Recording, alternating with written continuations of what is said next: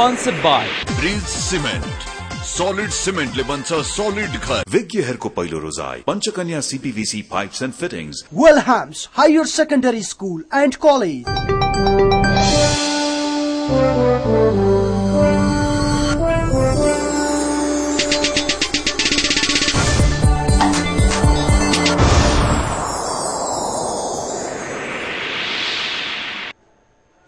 Accuracy balance credibility हो BC television. नमस्कार, म टुना भट्ट। कार्यक्रम हो hot news express. No break no yard, हामी ब्रेक लिँदैनौं र समाचार मात्र दिन्छौं तीव्र गतिमा निरन्तर। एबीसी समाचारको फरक र स्पेशल प्याकेज हो हट न्यूज एक्सप्रेस। अबको आधा घण्टा रिमोट कन्ट्रोललाई आराम दिनुहोस् र हट न्यूज हेर्न तयार हुनुहोस्। अनौठा खालका र हट प्रभाव दिने समाचारको स्पेशल प्याकेज हो हट न्यूज एक्सप्रेस।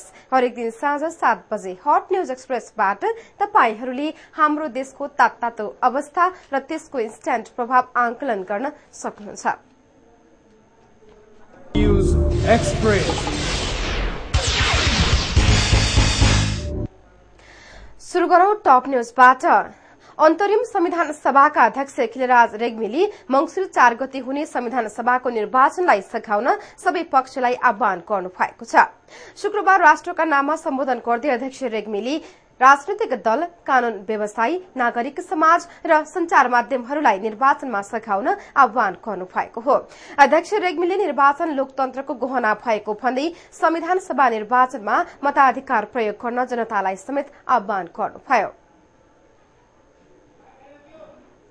अध्यक्ष रेग्मीले आन्दोलनरत दलहरूलाई वार्ता र संवादको माध्यमबाट समाधान खोज्न अपील गर्दै निर्वाचनको वातावरण बनाउन र सहयोगी भूमिका खेल्न प्रमुख राजनैतिक दलहरूसँग आग्रह गर्नुभयो। आफूलाई मुलुकको कार्यकारी पदमा आसीन हुने रहर कहिल्यै नभएको भन्दै उहाँले वर्तमान सरकार कसैको रहर नभई परिस्थितिको उपज भएको जिकिर गर्नुभयो। निर्धारित समयमा संविधान सभाले संविधान निर्माण गर्न नसकेपछि संवैधानिक संकट उत्पन्न भएको भन्दै त्यसको निराकरणका लागि राजनीतिक सहमतिमा वर्तमान सरकार गठन भएको उहाँको भनाइ थियो।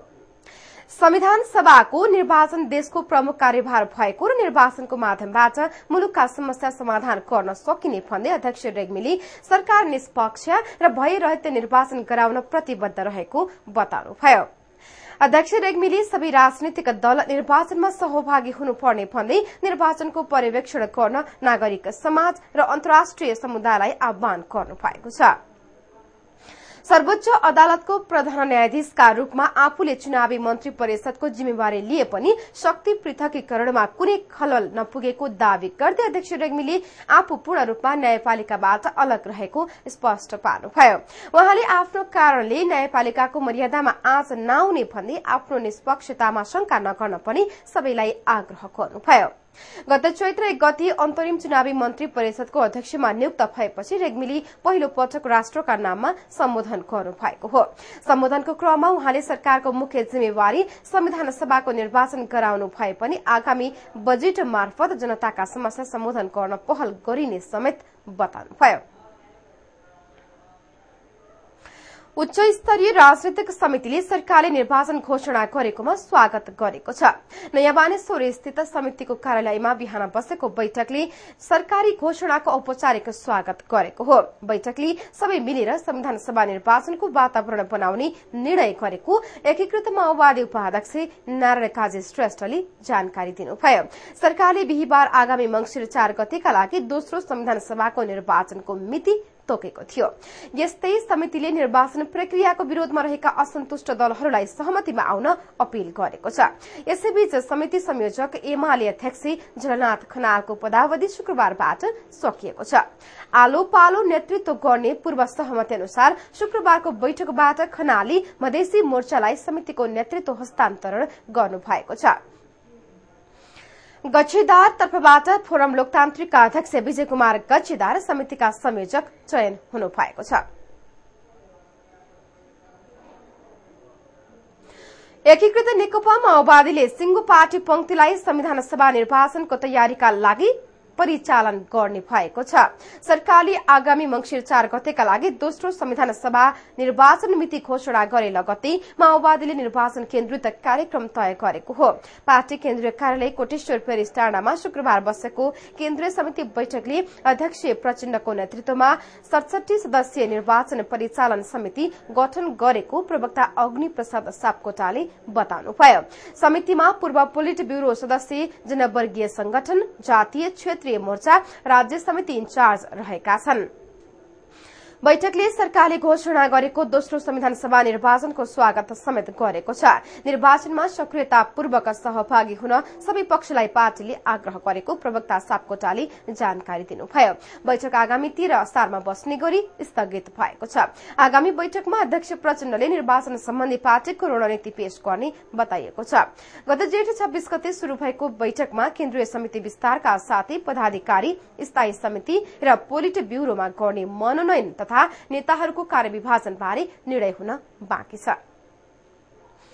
राष्ट्रपति डाक्टर रामवरण यादवले सामुदायिक विद्यालयको स्तरोन्नति गरिए मात्र शैक्षिक गुणस्तर वृद्धि हुने बताउनु भएको छ।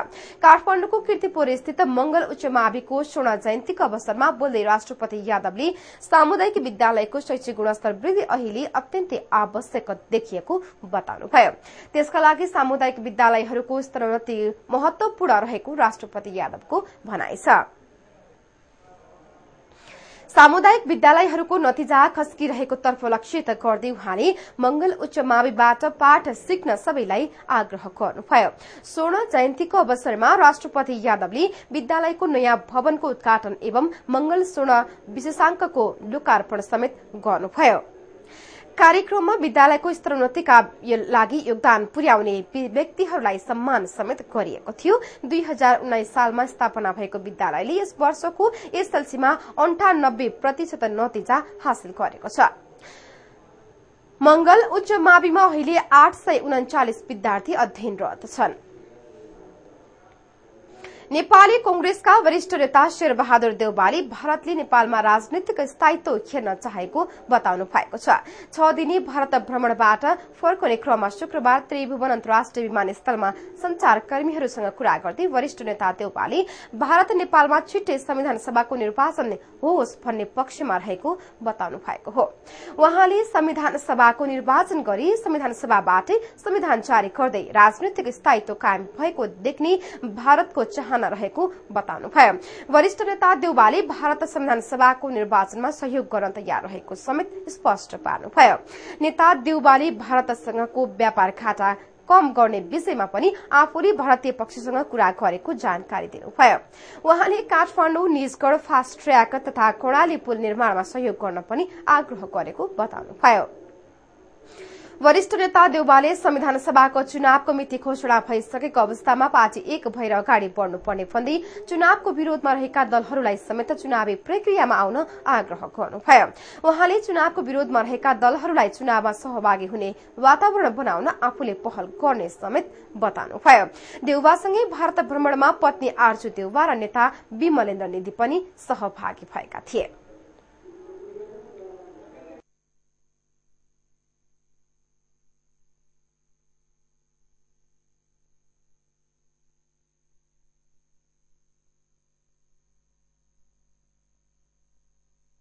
अब पालो हट रिपोर्टको।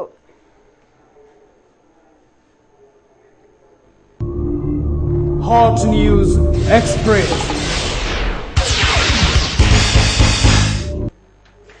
मुलुक यति बेला उत्पादन र निर्माणको बहसमा छ। आर्थिक क्रान्तिको मियो मानेको उत्पादन वृद्धिबाट मात्र नेपालको समृद्धि सम्भव हुनेमा आम विश्वास गरिएको छ। त्यसैले एकीकृत माओवादीको हेटौँडा महाधिवेशनले छिडेको उत्पादन वृद्धिको बहसले यति बेला गाउँ गाउँमा तरंग पैदा गराएको छ। यही तरंगले काभ्रेका किसानलाई पनि छोएको छ। उनीहरू परम्परागत र निर्वाहमुखी कृषि प्रणालीमा परिवर्तन खोज्दै आधुनिक प्रविधिबाट गर्न सकिने व्यावसायिक खेती जानकारी लिन हौसिएका छन्। Hot News Express। अधिकांश नेपालीको पेशा कृषि हो। नेपाली अर्थतन्त्र कृषिमै आधारित छ, तर परम्परागत र निर्वाहमुखी कृषि प्रणालीका कारण कृषकले आशातीत लाभ भने लिन सकेका छैनन्। यसले उत्पादनमा परनिर्भरता बढाएको छ। यही वास्तविकतालाई ध्यानमा राखेर काभ्रेका एक हुल किसान आधुनिक र व्यावसायिक कृषि खेती सम्बन्धी जानकारी लिन बसे रिजर्भ गरेर निस्केका छन्।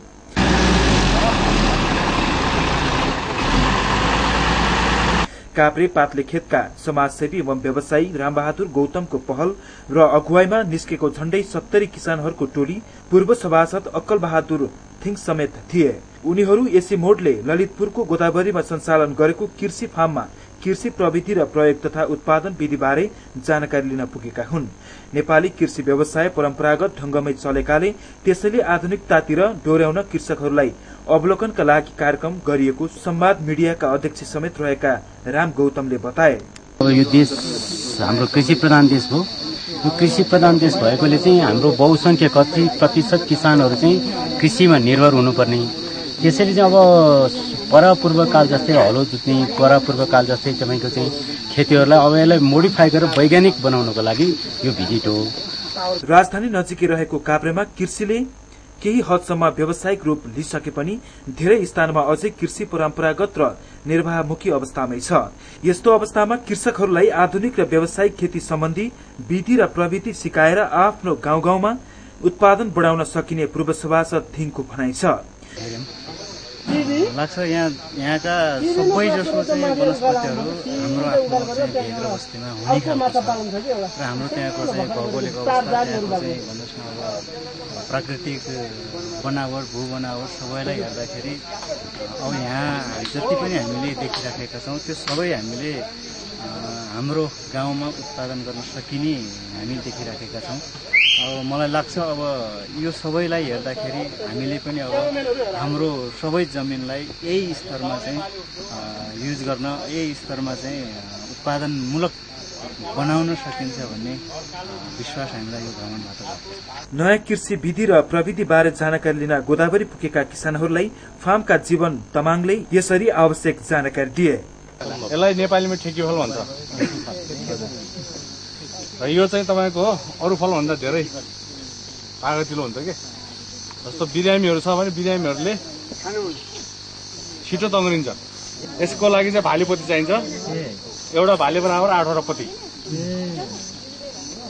इलाममा चाहिँ तपाईँको 150 केजीसम्म फल्यो अरे एउटा बोटमा। नयाँ प्रविधिबाट गरिएको खेती र प्रविधिका विषयमा कृषकहरू पनि उत्तिकै उत्सुक थिए। उनीहरूले पानी संकलन प्रविधि, प्राङ्गरिक मल उत्पादन र प्रयोग, माछा पालन बिक्री, किवी खेती उत्पादनको सञ्चिति जस्ता विधि र प्रविधि निकै उत्साहका साथ अवलोकन गरे। गोदावरीको हावापानी र माटो आफ्नो गाउँसँग मिल्ने भएकाले फर्केर आफूहरूले देखेका र सिकेका कुरालाई व्यवहारमा लागू गर्दै गाउँमा खेती गर्ने उनीहरूले बताए। म यहाँसम्म अहिले आएको मान्छे नजिक भने काभ्रे जिल्ला भयो भने घुमेर हामीले धेरै अनुभव भयो। यो घुमेको यो क्षेत्रहरू सबै कुरा बिरुवाहरू हेरेको धेरै रमाइलो लाग्यो। घरमा गएर पनि कुनै कृषकहरूलाई यो तरिकाले खेती गरेर मैले हेरेर आएँ। म सबै कुरा बताउन सक्छु। इसिमोडले गोदावरीमा सञ्चालन गरेको कृषि फार्ममा पहाड़ी भूभागमा हुने र गर्न सकिने खेती र प्रविधिका विषयमा अनुसन्धान र किसानहरूलाई जानकारी दिँदै आएको छ। एक दिन घुम्न जाने क्रममा यो कृषि विधि र प्रविधि बारे जानकारी पाएपछि किसानहरूलाई यहाँ ल्याएको राम गौतमले जानकारी दिए। गौतमले अब किसानहरूले देखेको र जानेको नयाँ प्रविधि अनुसार आफ्नो घर गाउँमा व्यावसायिक कृषि व्यवसाय गर्नुपर्ने विश्वास लिएका छन्।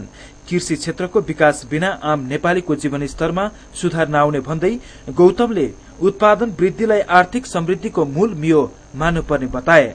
एउटा हामीले कार्यक्रम बनाएर सबै किसानहरूलाई यो मात्रै होइन पालै पालो सबै किसानहरूलाई हप्ता बिचे 2 हप्तामा यसरी लिएर आएर अनि गाउँमा पनि यतिकै गयो आयो यहाँ भिजिट गर्यो गयो होइन गाउँमा नि एउटा कमिटीहरू बनाइदिने प्राविधिक पठाएपछि त्यो ठाउँमा के उत्पादन हुँदो रहेछ त्यो उत्पादन कुन ठाउँमा कुन उत्पादन हुन्छ तर त्यो उत्पादन चाहिँ किसानहरूसँग त अहिले तत्काल लगानी गर्ने पैसाहरू हुन्न अनि त्यसको लागि उहाँले चाहिँ यहाँ प्राविधिकहरू पठाइदिने विभिन्न यस्ता संस्थाहरूलाई हाम्रो किसानहरूलाई जोड दिने अनि त्यो जोडेपछि चाहिँ त्यहाँको खेती हामी किसानहरूलाई उहाँले बिरुवाहरू दिनुहुन्छ हामीले उत्पादन गरिदिने अनि बजार पनि उहाँहरूले नै लिइदिनु भएको हुनाले किसानको चाहिँ आय स्तर उठ्छ भन्ने हामीलाई लागेर यो कार्यक्रम गरिएको हो। हेटौँडा महाधिवेशनबाट उत्पादन र निर्माणको नारा अघि सारेको एकीकृत नेकपा माओवादी यति बेला यसलाई कार्यस्वरूप दिने क्रममा छ।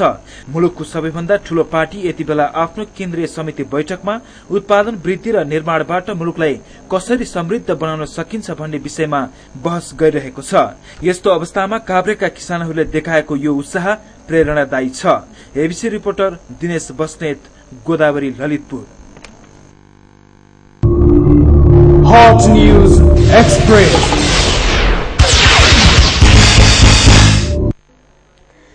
परिश्रम गरेर भन्दा पनि बिना परिश्रम नै पैसा कमाउन मानिसहरू पल्केका छन् आजकल र त्यसका लागि अनेकन तिकिडम गर्न पनि उनीहरू तयार हुन्छन्।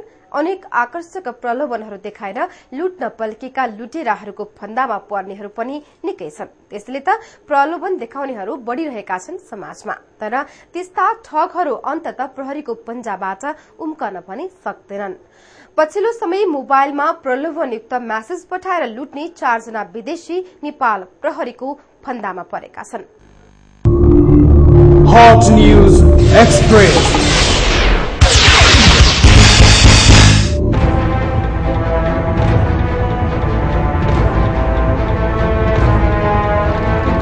हातमा मोबाइल भएपछि फोन गर्नु र आउनु तथा म्यासेज पठाउनु र आउनु स्वाभाविकै हो।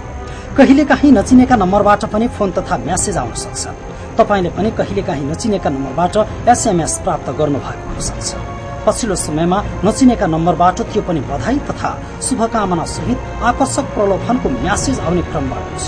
जस्तो तपाईलाई बधाई छ, तपाईले $5 लाख जित्नु भएको छ भन्ने जस्ता म्यासेज आउने क्रम बढेको छ। त्यस्ता प्रलोभनयुक्त म्यासेजको पछि लाग्दा धेरै नेपालीले लुटेराहरूले आफ्नो दुःख गरेको कमाई बुझाइसकेका छन्। धेरै अपसलन गरेको देखिएन। अब टोटल यसको 12 लाख समथिङ मात्र अपसलन गरेर देखिन्छ। त्यसमा पनि 9,31,000 चाहिँ उसले पाएकै छैन। विभिन्न प्रोक्सी सर्भरहरू मार्फत यस्ता प्रलोभनयुक्त म्यासेजहरू पठाउन विभिन्न देशका नागरिकहरू क्रियाशील रहेको नेपाल प्रहरीको केन्द्रीय अनुसन्धान ब्यूरो सीआईबीले पत्ता लगाएको छ। यस्ता म्यासेज पठाएर लुट्न पल्केका 4 जनालाई सीआईबीले पक्राउ गरेको छ र उनीहरू नेपाली फुटबल क्लबहरूमा आबद्ध रहेका नाइजेरिया, सिएरा लियोन, दक्षिण अफ्रिका र आइभरी कोस्टका नागरिक रहेका छन्। 4 जना मध्ये 2 जना सीआईबीकै नियन्त्रणमा छन् भने 2 जनालाई सम्बन्धित देशको दूतावासमा जिम्मा लगाइएको छ। पक्राउ परेका 2 जना मध्ये अहिले जुन मेन त्यसमा इन्भल्भ भएका छन् त्यो चाहिँ एउटा अर्नेस्ट पी कमारा भन्ने मान्छे हो हैन। अनि अर्को चाहिँ यो इचुवा जोन डिके भन्ने यो नाइजेरियन हो। अनि पहिला जो कमारा भन्ने त्यसको पासपोर्टबाट हो सेरालियन देखिया छ। त्यो सेरालियनको पासपोर्टले बोकेको छ हैन। अनि यो 2 जनाको भिजा चाहिँ एक्सपायर भइसकेको छ। त्योभन्दा बाहेक त 2 जना अरू थिए। त्यसलाई चाहिँ हामीले चाहिँ समातेर इमिग्रेसनमा बुझाइसकेका छौँ। इमिग्रेसनको काम हो। पोखराकी सपना परियारको नाममा सन् 2009 मा एसबीआई बैंकमा खोलिएको खातामा लामो समय 1500 रुपियाँ मात्र थियो। तर पछिल्लो समय परियारको खातामा कारोबार अनपेक्षित रूपमा बढेपछि सीआईबीले विशेष निगरानी बढाएको थियो। त्यही क्रममा परियारको खाता नेपालमा फुटबल खेल्न आएका विदेशी नागरिकहरूले प्रयोग गरिरहेको पत्ता लाग्यो र ती विदेशीहरूले प्रलोभनयुक्त एसएमएस पठाएर पैसा ठगिरहेको खुलासा भएको हो। एउटा खातामा पैसा थिएन हैन, जम्मा 1500 रुपियाँ मात्र। 2009 सालमा खोलेको खातामा जम्मा 1500 मात्र थियो हैन। त्यो खातामा एकैचोटि 2,33,000 आयो। 2,33,000 आएपछि त्यो पैसा झिक्यो। मेन जुन ब्यालेन्स थियो त्यो त्यतिकै त्यति र 2,33,000 चाहिँ झिक्यो। त्यो झिकिसकेपछि फेरि अर्को चरणमा के भयो भने फेरि 85,000 चाहिँ फेरि आयो। त्यो 85,000 पनि झिक्यो। त्यसपछि 9,31,000 पैसा आयो। त्यसरी एसएमएस पठाउनेहरूले सुरुमा उपहार जितेको म्यासेज पठाउँदै पैसा प्राप्त गर्ने नाम र ठेगाना माग्छन्। त्यसपछि बैंक खाता नम्बर माग्छन्। यही काम सम्पन्न भएपछि उपहार जिते बापत सम्बन्धित देशमा राजस्व तिर्नुपर्ने भन्दै केही पैसा पठाउन आग्रह गर्छन्। ठूलो रकम प्राप्त गर्ने प्रलोभनमा परेर रकम पठाउने र आफ्नो बैंक खाता नम्बरहरू दिने अन्ततः ती ठगहरूको शिकार बन्छन्। सीआईबीका अनुसार नेपालमा यस्तो प्रलोभनमा परेर ठगिनेहरू निकै जना पुगेका छन्। तर उनीहरू लोकलाजका कारण खुलेर अगाडि आउन सकेका छैनन्। त्यसैले प्रहरीले त्यस्ता ठगीमा पर्नेहरूलाई खुलेरै आउन सँगै प्रलोभनको पछि नलाग्न पनि आग्रह गरेको छ र तपाईँ हामी आफै पनि यस्तो कुरामा सचेत बन्न जरुरी छ। क्यामेरा पर्सन जेपी श्रेष्ठका साथमा एबीसी रिपोर्टर मिलन लिम्बू, काठमाडौँ।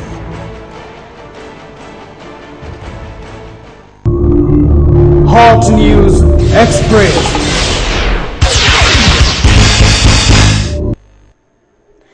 विज्ञापन रहित समाचारको स्पेशल प्याकेज हट न्यूज एक्सप्रेसमा हामी ब्रेक लिँदैनौ, समाचार मात्र दिन्छौं तीव्र गतिमा।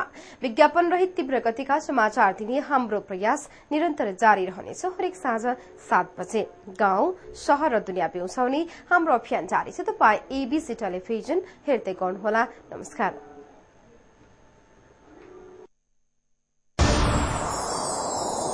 Sponsored by Breeze Cement.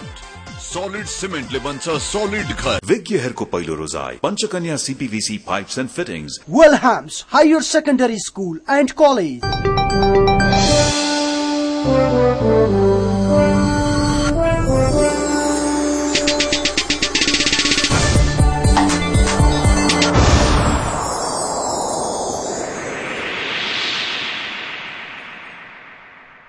सुन्दरनगरी पोखराको आन्तरिक तथा बाह्य पर्यटकको लागि अत्याधुनिक सुविधा सम्पन्न होटल वज्र इन। आरामदायक कोठाहरू, शान्त वातावरण, पार्किङ, गार्डन, क्याम्प फायरको व्यवस्था, हिमाल तथा भ्याली देखिने seminar hall, central restaurant and bar, खाना र बस्नको लागि मेम्बरशिप प्याकेज, विद्यार्थीलाई विशेष छुट। होटल वज्र इन, पेवाले पार्दी, पोखरा। Phone number 061465283।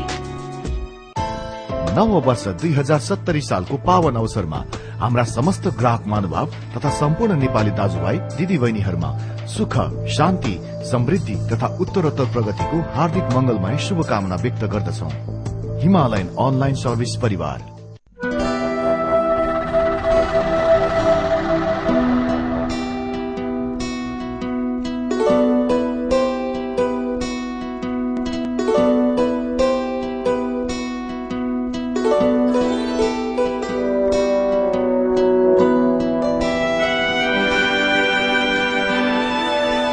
अब यसरी सोचौ न, नेपाल समाचार पत्र, संवाहक सकारात्मक सोचको।